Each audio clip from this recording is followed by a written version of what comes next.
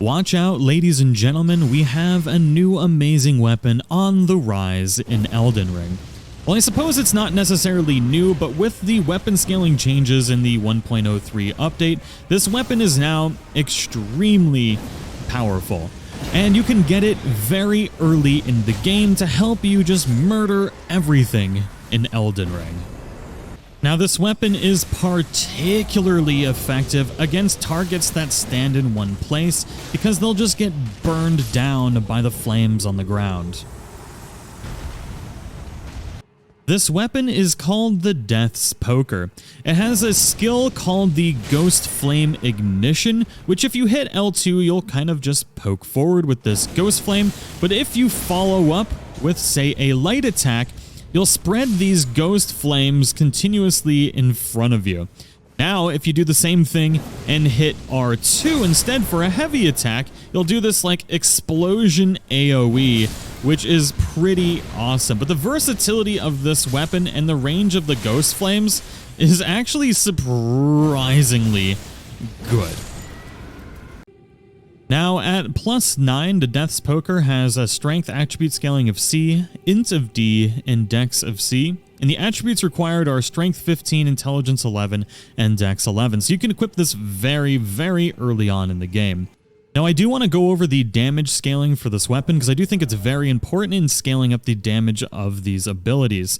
Now, we can see here that the attribute scaling has a D for Intelligence, but a C of Dexterity. But if we go ahead and poke one of these things right here, we're going to do a total of about 1,512 damage. Now, if we go into our equipment and equip something like the Twin Sage Glintstone Crown, this is going to increase our intelligence by 6, and we're going to lose 3 intelligence from our current helmet.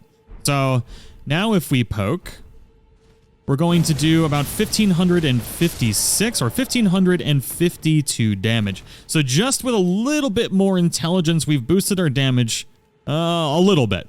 But now also, if we tie in the Golden Vow into this, which is one of my favorite incantations, we'll be going over the location for this in just a second.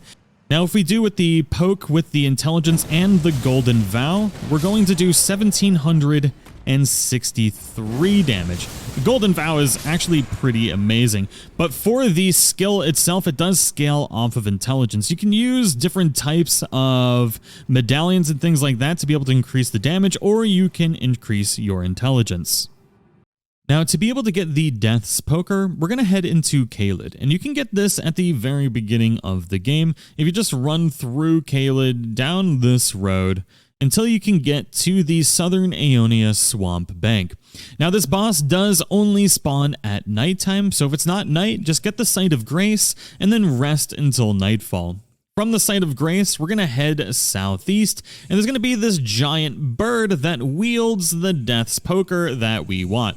We're going to have to take this bad boy out, and once you defeat this giant bird of death, we'll get the Death's Poker.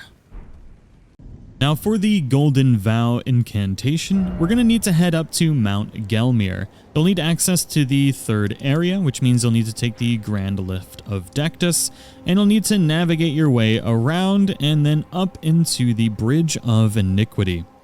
From here, if you hop on your little trusty stallion, you can run directly through this location to be able to get the Golden Vow incantation.